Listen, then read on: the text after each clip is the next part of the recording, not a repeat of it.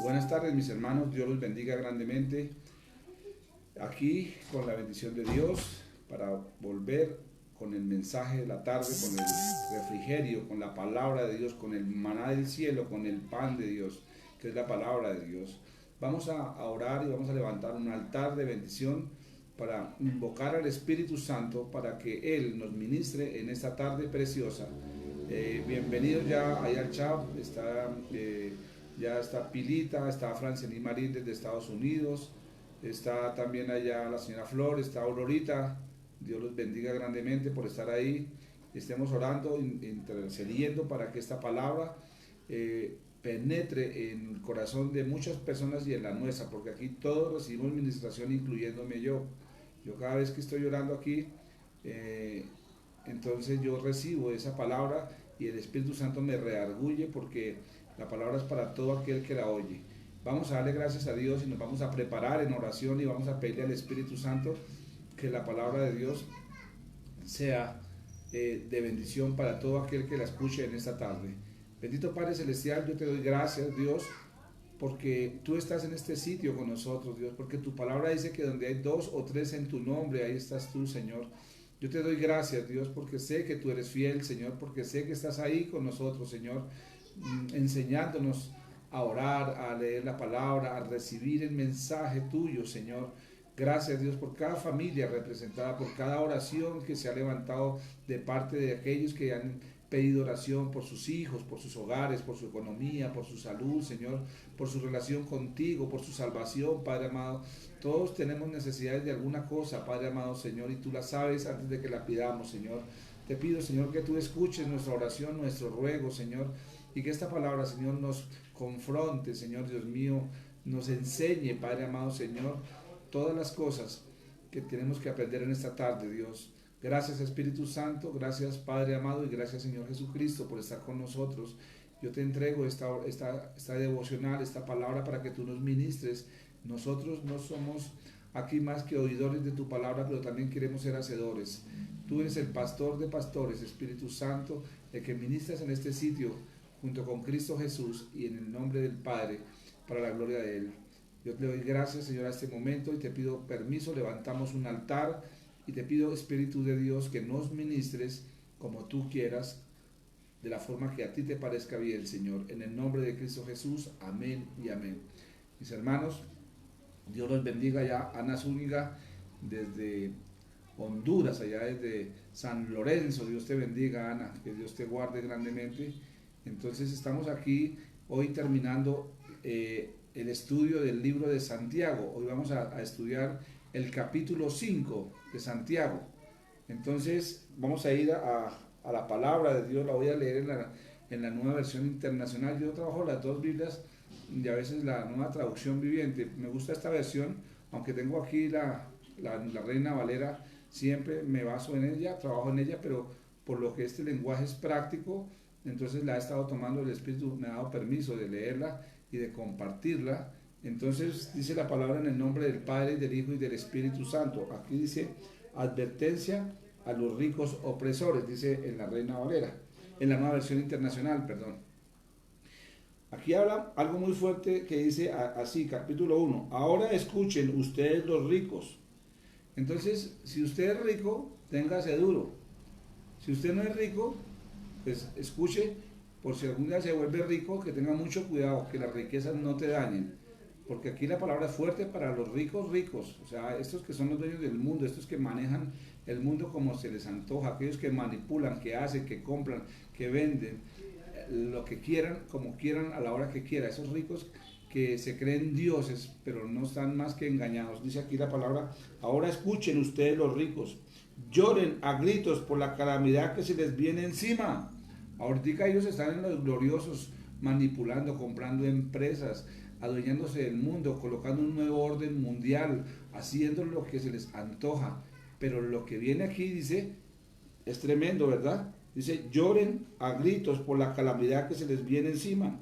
Se ha podido su riqueza y sus ropas están comidas por polilla.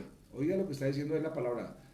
Dios no está en contra de los ricos, sino de sus riquezas que les han dañado su corazón. Y esas riquezas han dañado el corazón de muchos porque muchos piensan que los ricos no tienen derecho de la salvación. Muchos ricos entrarán al reino de los cielos. Si usted ve en la palabra de Dios, Abraham era un hombre riquísimo y está en la presencia de Dios. David era un hombre riquísimo y está en la presencia de Dios. Muchos hombres y mujeres de la Biblia han sido muy ricos, pero ellos no dejaron que esas riquezas les pudiera su corazón, ni les dañara su mente, ni su relación con Dios. El problema es el amor al dinero. Y aquí dice el versículo que sigue, se han oxidado su oro y su plata. Ese óxido dará testimonio contra ustedes y consumirá como fuego sus cuerpos. Han amontonado riquezas, y eso que estamos en los últimos tiempos. ¿Usted se imagina el día que estos ricos mueran y el Señor les pida cuentas a ellos y ellos tengan esas cuentas bancarias llenas de plata y nunca ayudaron a personas necesitadas, a los pobres, nunca socorrieron, nunca compartieron?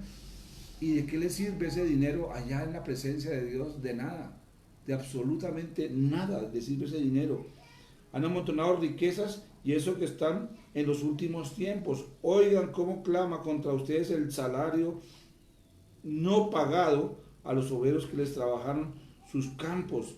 El clamor de esos trabajadores ha llegado a oídos del Señor Todopoderoso. Aquí hay algo tremendo, ¿verdad?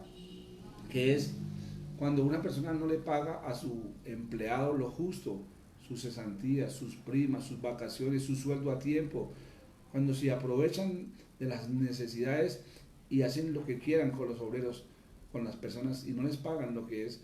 Ahí ya no solamente entran los ricos, sino también aquellos que tienen empleados y que no les pagan lo justo.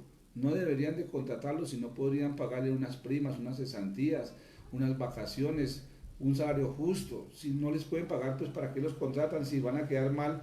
Y sus oraciones, su lamento, su dolor llega al cielo y el Señor escucha, y eso es una maldición sobre todo aquel que no responde por sus obligaciones con los pobres, con los obreros, con los empleados.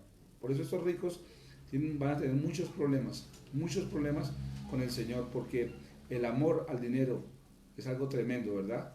Es algo tremendo lo que va a pasar con esta gente que ama el dinero. Dice aquí, voy a repetir, desde el 4 voy a volver a coger, oigan cómo claman contra ustedes el salario no pagado a los obreros que les trabajaron sus campos. El clamor de esos trabajadores ha llegado a oídos del Señor Todopoderoso. Así no digan nada a estos obreros, pero su dolor, su tristeza de ver que no son justos, de que no les pagan lo justo, eso es una oración de dolor que el Señor lo escucha. Ustedes han llevado a este mundo una vida de lujo y de placer desenfrenado. Lo que han hecho es engordar para el día de la matanza. Han condenado y matado al justo sin que él les ofreciera resistencia. La palabra que da aquí Santiago es tremenda para los ricos. Un hombre sensato, un maestro de la palabra, da una palabra dura y tremenda para estos ricos que explotan a la gente.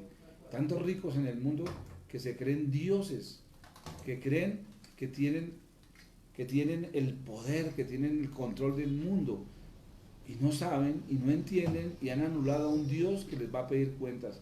Bien terrible lo que les espera, bien duro lo que les espera a esta gente. Entonces vamos a darle gracias a Dios por este momento que estamos aquí orando y pidiendo a Dios esa bendición, porque hay gente que está mal parada con el Señor.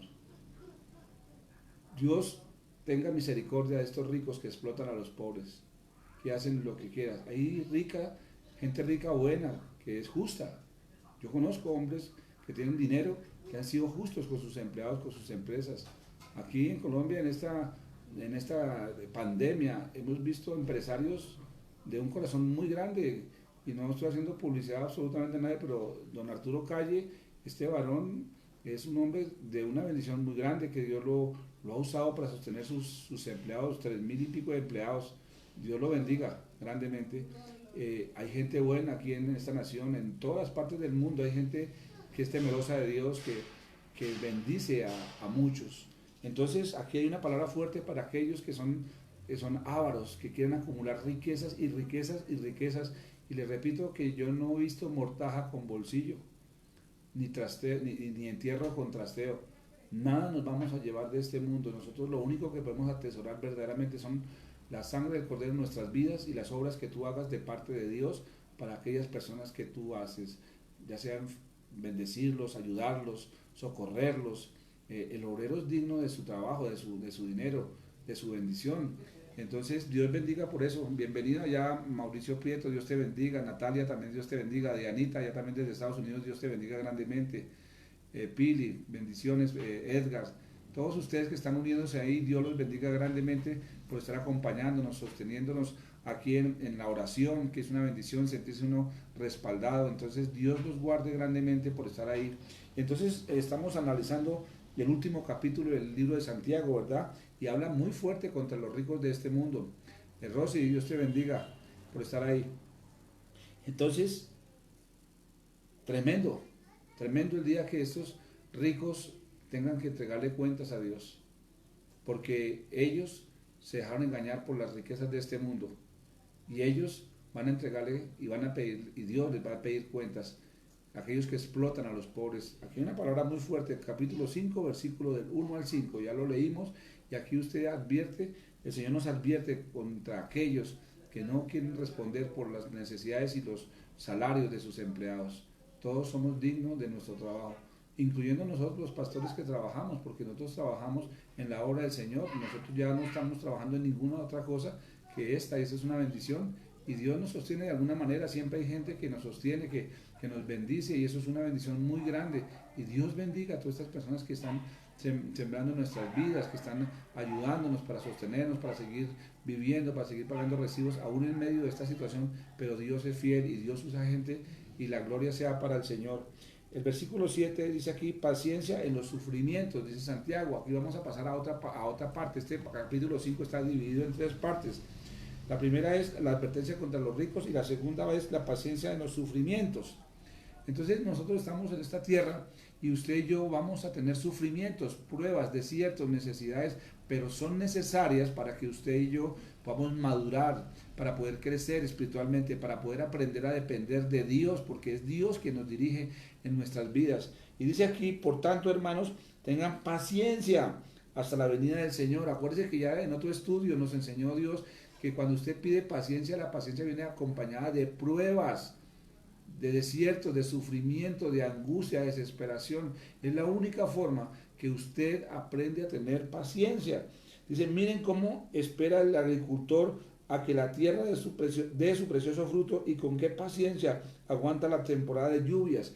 El agricultor no solamente su trabajo es botar la semilla en la tierra, tiene que esperar que nazca, y ya que nazca es un milagro, pero cuando nace la semilla, ahí es donde comienza el trabajo bien tremendo del agricultor, porque no puede coger fruto al día siguiente que siembra la semilla. Tiene que esperar unos cuantos días para que nazca esa semilla, y una vez nace la semilla, tiene que comenzar a quemar, a quitar toda esa hierba, toda esa maleza que está ahí, y esperar que crezca un poco nuevamente su cultivo, y luego echarle tierrita a esas maticas, a arreglar, de hierbar, a porcar esa sementera, y luego que crece ya un poquito más, tiene que estar fumigando, siguiendo arrancando maleza, cuidando ese cultivo para que dé una cosecha del 100 por 1, una buena cosecha, porque si el agricultor no cuida lo que sembró, pues no va a coger una cosecha buena, o de pronto va a perder la cosecha. Hay que trabajar, hay que tener una paciencia de esperar, pero él trabaja esperando que eso dé una muy buena cosecha. Así es cuando tú comienzas en el caminar con Cristo, cuando tú comienzas a vivir una vida cristiana. Tienes que esperar que esto dé fruto. Nosotros no podemos cosechar la salvación hasta que no estemos en la presencia de Dios, y tenemos que tener paciencia. Aquí habla de esa paciencia, ¿verdad? Así también ustedes mantengan firmes y aguarden con paciencia la venida del Señor, que ya está cerca, dice aquí. Eso se escribió hace 2000 años casi, y dijo que ya estaba cerca. Pues imagínense ahorita 2000 años después, mis hermanos. O sea, lo que pasa es que nosotros no podemos medir el tiempo de Dios con el tiempo de nosotros. El tiempo de Dios es un tiempo eterno, el eterno presente. Ese se llama el tiempo kairos, con K. El eterno presente, el tiempo realmente no existe. Dios vive en un eterno presente. Ese es el tiempo kairos. Y nosotros, por el pecado de Adán y Eva, vivimos en el tiempo cronológico, es la palabra cronológico. Entonces nosotros tenemos un nacer y un morir. por el pecado. Nosotros somos hechos para no morir nunca, pero el pecado hizo. Entonces nosotros nos desesperamos cuando queremos que suceda algo en nuestras vidas porque queremos que ese milagro o que esa situación se haga en el tiempo cronos. Y en el tiempo cronos no se realiza ningún milagro de Dios. Se realiza en el tiempo kairos, en el tiempo de Dios. Por eso es tan difícil en nosotros esperar que las cosas sucedan. Y nos desesperamos porque no pasan rápido, pero las cosas nunca sucederán en tu tiempo, en el tiempo del hombre, sino en el tiempo de Dios. Ahí es donde suceden las cosas. Ahora dice aquí, sigue diciendo, no se quejen unos de otros, hermanos, para que no sean juzgados. El juez ya está a la puerta. Ya aprendimos que el juez es el Señor. El Señor, el Altísimo, el Padre Eterno, es el juez. Jesucristo es nuestro abogado y Satanás es el acusador y usted es el malo del paseo, mi hermano. Nosotros, voy a darles una enseñanza breve sobre cómo funciona la oración, mis hermanos, para que ustedes vean el poder que tiene la oración y Dios pone en el espíritu que yo les explique esto en este momento. Cuando tú te encierras en tu cuarto, en tu cuarto de guerra, en tu lugar santo a orar, así sea en el baño, donde te encierres, donde tú busques privacidad para orar, cuando tú logras apartarte para Dios y te arrodillas a orar, lo que realmente se inicia en esa oración es un juicio. Y les voy a explicar cómo es que funciona ese juicio. Cuando estás de rodillas encerrado en tu cuarto, te postras ante un juez que es el Señor, el Padre, el Eterno, el Altísimo. Y hay un acusador que se llama Satanás. Y hay un abogado que se llama Jesucristo. Y hay un reo o un malo que es usted que está arrodillado ahí. Cuando usted se arrodilla a pedirle a Dios algo, a pedirle perdón o a pedirle ayuda o a pedirle algo, si usted no se arrepiente de sus pecados, ahí hay un acusador que se llama Satanás, que es el padre de la mentira, pero en ese instante de la oración, Satanás no le puede mentir a Dios, sino le dice la verdad de lo que tú eres. Le voy a dar un ejemplo. Si tú eres un pecador, eres un adúltero o eres un mentiroso y te arrodillas a orar, a pedirle algo al Señor, Satanás que está ahí acusando le dice, Señor, ese que está ahí arrodillado, ese Mauricio es un mentiroso, ese es un falso. Y tú dices en tu palabra que los mentirosos no tienen parte contigo, luego tú no tienes por qué contestarle a ese mentiroso. Y Dios no es que le tenga miedo a Satanás ni que le tenga que obedecer a Satanás, sino que Dios no se contradice en su palabra. Entonces, mientras yo no le confiese la verdad al Señor, ese acusador puede dañar mi relación con Dios. Pero si yo me postro y le digo, Señor, sí, Señor, yo soy un mentiroso, yo soy esto y esto, Señor, y vengo aquí a pedirte perdón, porque abogado tengo contigo, que es Jesucristo, que está aquí, que es mi abogado, Señor, y te confieso mis pecados. Satanás ya no tiene poder para acusarme ahí delante de ti. Toda oración que se levanta es un juicio tremendo en el mundo espiritual, es una guerra espiritual. Por eso a Satanás no le conviene que usted se arrodille. Usted siempre que se arrodille, confiésele al Señor sus pecados. Usted sabe en qué ha faltado, y si no se acuerda, como dijo Daniel, Señor, revélame los pecados ocultos. Mucha gente tiene pecados que no piensa que son pecados, sino que es normal, que está bien. Dile al Señor que te revele cuál pecado hay en tu corazón. Y cuando estés arrodillado, confiésale al Señor ese pecado del Señor. Sácame de este pecado. Reconozco que soy un pecador, Señor, y que estoy mal delante tuyo, pero en la sangre de Cristo mis pecados son borrados. Ayúdame a borrarlos. Y ahí comienza una oración poderosa. Ahora dice, hermanos, tomen como ejemplo de sufrimiento y de paciencia a los profetas que hablaron en el nombre del Señor. Estos profetas, fue tremenda lo que les pasó a estos profetas. Miren, la Biblia está llena de todo lo que les pasó a los profetas. Y aquí tengo en la Reina Valera una lista, por allá en Segunda de Crónicas 19, una lista de todos los profetas. Pongámosle aquí, miramos, Isaac fue perseguido por los filisteos. Moisés fue perseguido por los israelitas, o sea, el mismo Moisés. David fue perseguido por Saúl y otros. El sacerdote Enoc fue perseguido por Saúl y Doc. Los profetas fueron por Jezabel, todos los profetas por Jezabel. Elías por Acab y Jezabel. Micaías por Acab. Eliseo fue perseguido por un rey que se llamaba Jorán. Anaí fue perseguido por rey Asa. Zacarías fue perseguido por Joás. Urías fue perseguido por Joacim. Jeremías fue perseguido por Sedequías. Cedrás, Medad y Abednego fue perseguido por Nabucodonosor, Daniel por los líderes nacionales, Job por Satanás, Juan el Bautista por Herodes y Herodías, Jesús por los líderes religiosos, Pedro y Juan por líderes religiosos, Esteban por líderes religiosos, la iglesia por Pablo y otros, Jacobo por Herodías, Agripas I, Pedro por Herodías, Agripa, Pablo por judíos, funcionarios de Timoteo por desconocidos, Juan Bautista probablemente por los mismos romanos. Miren, la gente que fue perseguida por el evangelio, los profetas que fueron perseguidos por dar el mensaje de Dios, son tremendos y aún los persiguen. Usted no es sino que predique la palabra como es, con dureza, con fortaleza, con firmeza, y ahí viene la persecución más grande que usted no se puede imaginar. Dios tenga misericordia y nos ayude a sostenernos hasta el final. En verdad, consideramos dichosos a los que perseveraron.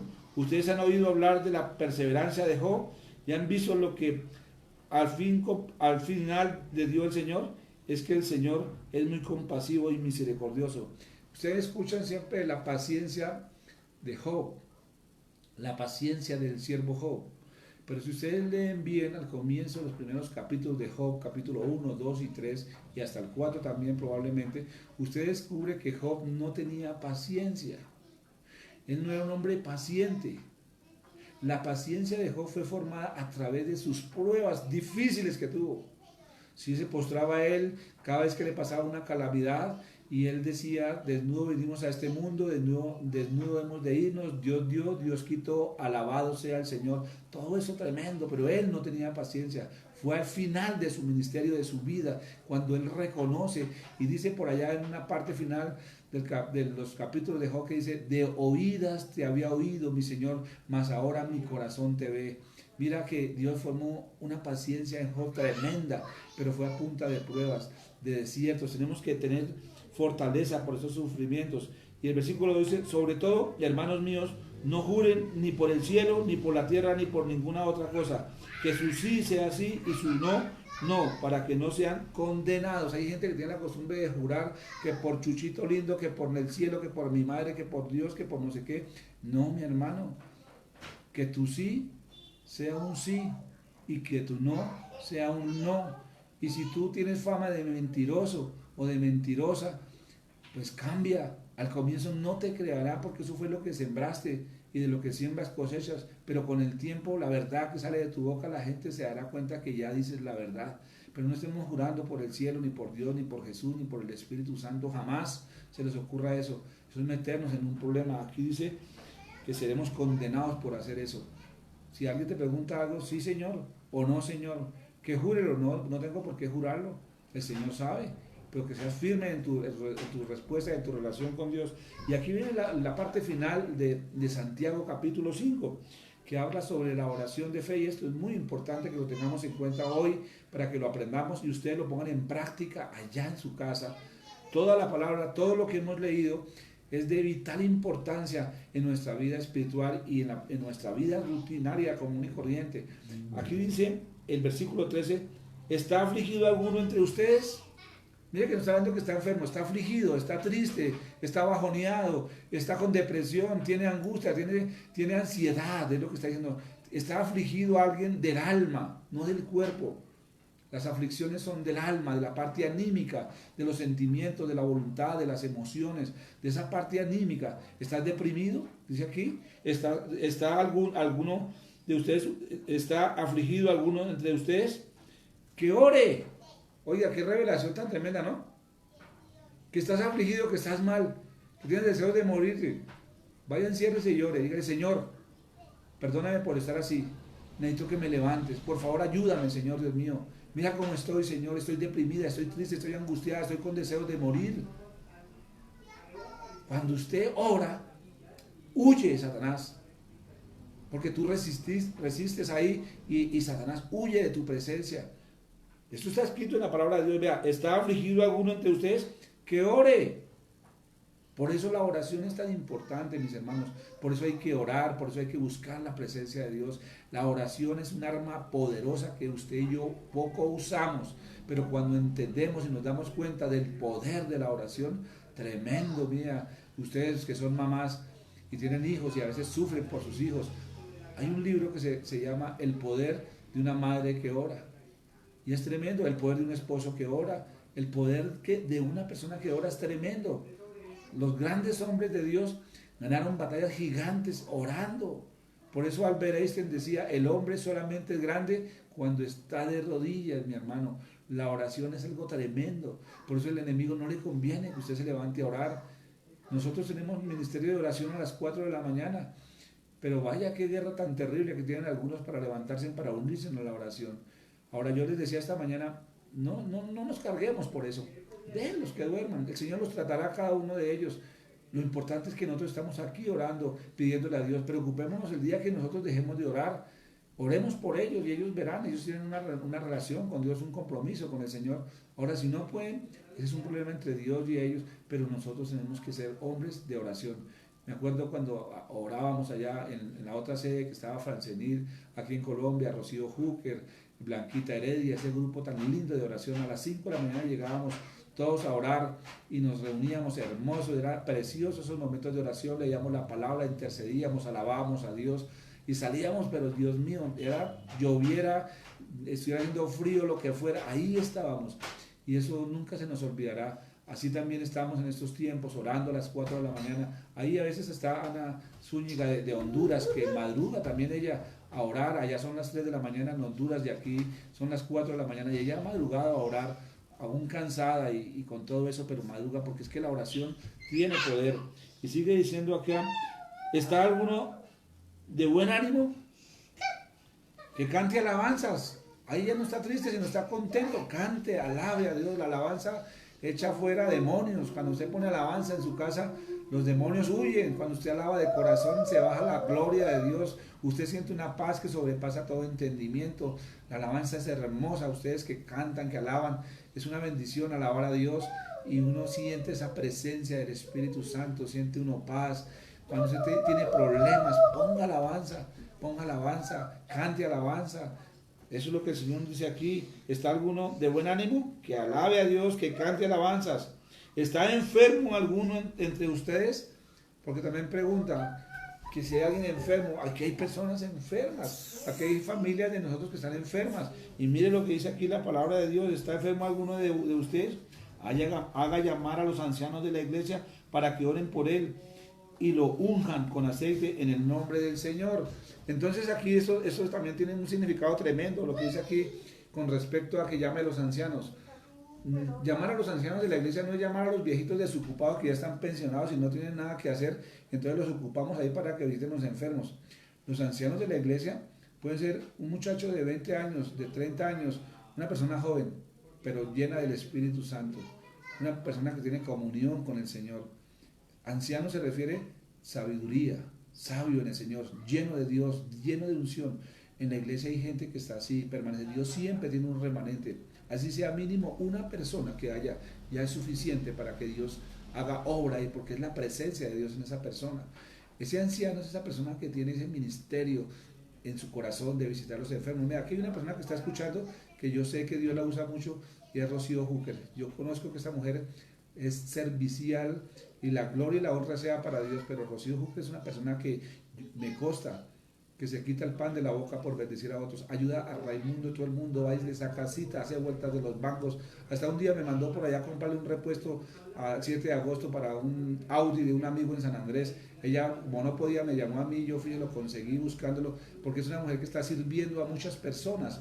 Entonces, esas personas son los ancianos. Si alguien está enfermo, si alguien tiene un enfermo, llame al pastor y dice, pastor, necesito que oren por mi papá, por mi mamá. Y entonces el pastor tendrá allá un grupo de ancianos, de gente que sirve a Dios, que ayuda y que va y ora y dice, haga llamar a los ancianos de la iglesia para que oren por él y lo unjan con aceite en el nombre del Señor. Aquí vamos a aclarar esto, porque mucha gente piensa que cuando yo voy y oro y unjo a un enfermo, el enfermo se tiene que sanar. Error. Aquí tenemos que mirar qué significa en el original de esta palabra, en el griego, lo que significa ungirlo con aceite. La palabra ungir con aceite también significa llévelo al médico, dale la medicina que corresponde. No quiere decir que yo oré y se tiene que sanar y entonces digo, no lo lleve al médico porque ya oré por él, ya lo ungimos, se tiene que sanar. No, la soberanía de Dios, ¿dónde está? La soberanía de Dios, ¿dónde está? Usted nunca le prometa a nadie que usted va a orar y se va a sanar, porque usted no es Dios. Y si se muere, ¿cuánta gente ya aborrece las cosas de Dios porque les ofrecemos un evangelio mal? Les ofrecemos casa, beca, carro, perro fino, sanidad, restauración económica, y restauración de hijos drogadictos, restauración de matrimonios, y oran, se meten a la iglesia y no pasó absolutamente nada, ante lo contrario, empeoró, el marido se fue con otra, el hijo murió de una sobredosis. Muchísima gente cree que cuando nosotros oramos, el Señor tiene la obligación de sanarnos. Mucha gente piensa que Dios es una aspirina gigante, que si usted se come un pedacito de esa aspirina le pasa el dolor de cabeza. No, Dios es soberano. Ahora, si Dios quiere, Dios lo puede sanar. Pero cuando dice aquí que ungirlo con aceite, es también llevarlo al médico, es usar la medicina. La medicina no es pecado, los médicos son una bendición. Los médicos son usados por Dios. Acuérdense que Lucas, el que escribió el Evangelio de Lucas y el libro de Hechos de los Apóstoles, era un médico. Y era el médico personal del apóstol Pablo. Pablo quedó con una enfermedad en sus ojos después de que Jesucristo se le apareció camino a Damasco. Y él quedó con una enfermedad en sus ojos para toda la vida, que nunca el Señor se la quitó. Y Pablo lo reconoce, dice, 3 veces le dije al Señor que me sanara. Y el Señor 3 veces me dijo, bástate con mi gracia. Y su médico personal era Lucas. Ahí estaba cuando venían esas crisis en el apóstol Pablo. Ahora, los médicos son una bendición. Usted ora, pero también tiene que llevarlos al médico si tiene que llevarlos. A veces los pastores, por no tener discernimiento, ¿qué hacemos? Mandamos a un endemoniado al médico. Y a uno enfermo, le sacamos demonios que no tienen. Comenzamos a hacer guerra espiritual para sacarle un demonio que no tiene, por no tener discernimiento. Ungirlo también significa que vayan al médico, pero también le pedimos a Dios en su soberanía. Pero usted no puede ilusionar a la persona diciéndole, ya oré y el Señor lo va a sanar. No es verdad. Si Dios quiere, yo he orado por enfermos que se han muerto, pero también he orado por enfermos que se han sanado y Dios ha hecho milagros. Hemos hecho milagros, hemos orado para y ver los milagros de Dios, porque nosotros no hacemos ni un milagro, el ser humano no hace ni un milagro. Lo que uno a veces hace es estorbo, cuando uno se mete en los planes de Dios. Y sigue diciendo acá, la oración de fe sanará al enfermo. Ahora, ¿cuál es la oración de fe? Porque muchos confunden la oración de fe cuando tú recibes a Jesucristo en tu corazón, porque así la llamamos, la oración de fe. Pero la oración de fe no es la oración de fe del enfermo, sino es la oración de fe del que está orando por el enfermo. Ahí la fe juega un papel importante. Dios ve y Dios es soberano. Si tienes fe como un grano de mostaza, el Señor va a hacer algo grande en eso. Pero usted tiene que depender de Dios, usted no puede comprometer a Dios en nada, es la voluntad de Dios, es la soberanía de Dios. Y cuando habla aquí que la oración de fe se refiere a la oración de fe tuya, que estás orando por ese enfermo. Dice, la oración de fe sanará al enfermo y el Señor lo levantará, pero si Dios quiere, es la soberanía de Dios. A veces por televisión, en campañas tremendas, comienzan a orar, a reclamar, a hacer unos shows tremendos por sanidad y no pasa absolutamente nada. Y la gente se burla de eso. Por eso es que en estos días la gente del mundo, los impíos que persiguen la iglesia, reclaman, ¿y dónde están los pastores que se las dan, que oran y sanan a la gente como si nosotros sanáramos a alguien? Es el Señor quien sana, mi hermano. Es el Señor el que sana. Nosotros no podemos hacer absolutamente nada. Y si ha pecado, su pecado se le perdonará. Usted tiene que llevar a esa persona a Cristo primeramente. Cuando usted visita a un enfermo, predíquele de Cristo, para que si se llegara a morir, no se vaya para el infierno, sino para que sea salvo, y si Dios quiere sanarlo, pues que lo sane. Pero si no sana y muere, usted está tranquilo que esa persona entró en la presencia de Dios. Lo que estamos llamados es a predicarle las buenas nuevas del Evangelio, mi hermano. El Evangelio habla de que va a haber un día de la ira venidera, de la ira de Dios, pero usted, si recibe a Cristo, esa ira no va a venir sobre usted, porque usted ya ha sido justificado.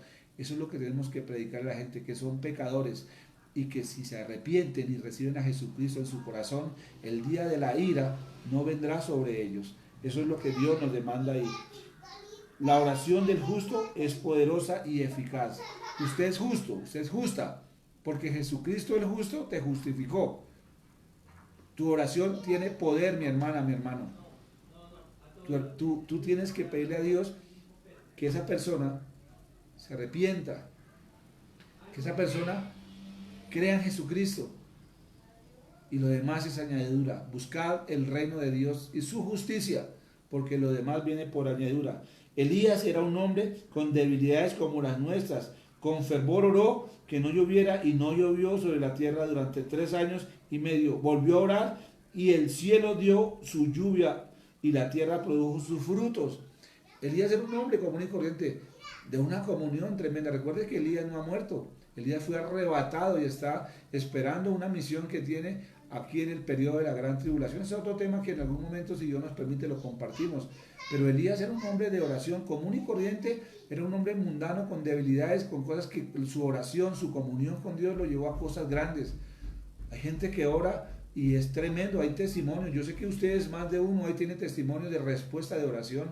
Yo conozco muchos casos que ustedes me han compartido, conozco la gran mayoría. Hoy estoy hablando con personas, hoy llamé a Dianita en Estados Unidos, llamé también a personas fuera de Colombia para saludarlos, porque me gusta saludarlos, porque me gusta estar pendiente de ustedes. Yo, desde que Dios los pone en nuestra vida con mi esposa en el ministerio, siempre estamos orando, saludándolos, pidiendo a Dios. En el ministerio de intercesión tenemos una lista por ustedes, por sus gobernantes, por sus peticiones, porque ese es el trabajo que Dios nos dio a nosotros para orar por ustedes. Dios los bendiga a nuestros amigos allá que estamos conociendo. Y sigue diciendo aquí de Elías, volvió a orar. Bueno, el 19 dice: hermanos míos, si alguno de ustedes se extravía de la verdad y otro lo hace volver a ella, recuerden que quien hace volver a un pecador de su extravío lo salvará de la muerte y cubrirá muchísimos pecados. Hay gente que estuvo en la iglesia y por algún motivo se alejó de la iglesia, no volvió a la iglesia. Tremendo, ¿verdad? Tremendo, tremendo, tremendo esas personas que se alejan. Pero si usted logra convencer a esa persona para que vuelva a los pies de Cristo, nosotros no estamos invitando a ustedes que sigan una doctrina, una religión, ni a un pastor, sino que sigan la palabra de Dios, que sigan a Cristo, que invoquen al Espíritu Santo, que honren al Padre Eterno, al Elohim, al gran yo soy. Mira ese nieto que llegó acá, saluda, papi. Mira el nieto que salía en estos días. Saluda, mi amor, a todos. Hola, Dios los bendiga. Ay, qué hermoso. Dile que los ama mucho. Les amo mucho. Bueno, mi amor, Dios te bendiga. Ese es un nieto que es un regalo de Dios. Nos trae mucha alegría en la casa. Qué bendición tener una familia, nietos, hijos, esposa, nueras, yernos, nuestros hijos, nuestras hijas. Son una bendición. Nunca los miren como un estorbo, sino como una gran bendición. Yo me siento privilegiado porque Dios me ha bendecido mucho, Dios me ha dado muchas cosas, soy un hombre muy feliz, muy agradecido. Yo amo a la gente, yo amo el ministerio. Yo le pido a Dios que esta palabra que hemos acabado de leer nos llegue al corazón, mis hermanos. Que esta palabra te transforme, que esta palabra te toque, que tú seas un hombre y una mujer llena de Dios, llena de sabiduría, que el Espíritu Santo te transforme completamente, porque algún día vamos a estar allá todos delante de Dios. Algún día usted y yo vamos a morir. Y lo importante es que nuestro paso por esta tierra no sea en vano, sino que nosotros aseguremos nuestra salvación por medio de nuestro Señor Jesucristo. Hay que recibirlo en el corazón. Y yo quiero hoy siento en mi espíritu, hacer una oración de fe para asegurar, porque siempre hay muchas personas nuevas que están haciendo o recibiendo el mensaje de Dios. Y yo quiero que ustedes que están allá escuchando este mensaje, cierren sus ojos y repitan conmigo. Y los que ya son cristianos, ayúdenme a orar allá a Francia, a Aurorita, a Lucho, Pili, todos los que ya tienen la palabra, que son guerreros espirituales, ayúdenme a orar para que esta gente que va a hacer la oración por primera vez sea salva y su nombre sea registrado en el libro de la vida. Repitan conmigo todos los que están escuchando este mensaje: Señor Jesucristo, abro las puertas de mi corazón y te recibo en este momento como mi Señor y Salvador. Te doy gracias porque moriste en la cruz por mis pecados. Tú moriste por mí, yo viviré por ti. Te pido, Señor, que en este instante el Espíritu Santo entre a vivir en mi vida y me transforme. Te pido que mi nombre sea borrado del libro de la muerte y sea escrito en el libro de la vida. Gracias, Padre, por darme a tu único Hijo para que muriera en la cruz por mis pecados, pero también por resucitarlo y porque está sentado a la diestra del Padre. Y yo creo que así como Él resucitó, yo también resucitaré. Y hoy me declaro un hijo, una hija de Dios. Espíritu Santo, guíame a hacer la voluntad de Dios. Amén y amén. Esa oración la pueden repetir y hacerla si no la entendieron. Ahí está una oración de fe. Esta es una oración para que usted se asegure como hijo o hija de Dios, porque lo que está en juego no es nada más ni nada menos que tu salvación, mi hermano. Un día estos tenemos que estar allá en la presencia de Dios, y si nosotros confesamos a Cristo el día de la ira, usted y yo no vamos a estar allá, sino vamos a estar en el reino de los cielos. Dios los bendiga, mis hermanos. Me extendí un poco más, pero necesitaba terminar lo que el Espíritu Santo nos dio. Dios los bendiga grandemente, los amamos. Bendiciones a todos allá. Que sea el Señor bendiciéndolo. Dianita, Dios te bendiga por estar ahí, y gracias a todos. Vamos a orar y le vamos a entregar al Señor este altar que acabamos de levantar. Padre, te damos gracias, Señor. Gracias porque nos hablaste, porque nos ministraste, porque nos has enseñado cosas que no entendíamos, Señor. Porque estamos aquí buscando esa presencia tuya, Señor Dios. En el nombre de Cristo Jesús te damos la gloria, te damos la honra, Padre bendito de la gloria, Señor. Te entregamos este altar, y yo bendigo cada persona que se conectó, cada familia que está ahí, Señor. En el nombre de Cristo Jesús, Señor, yo los bendigo, Padre amado. Gracias, Dios, por tu fidelidad, Señor. En el nombre de Cristo Jesús, amén y amén. Bueno, mis hermanos, y en la tarde tenemos la lectura del libro de los temperamentos. Acuérdense que estamos haciendo los martes y los jueves en la tarde, estudiando los temperamentos, para que el Señor nos muestre qué temperamento tenemos nosotros, y qué podemos ser, qué hacer, cómo transformar el temperamento nuestro en el Espíritu Santo para la gloria de Dios. Entonces Dios los bendiga grandemente, los bendigo, y que sea mañana un día de bendición para la gloria de Dios. Bendiciones. Chao, chao.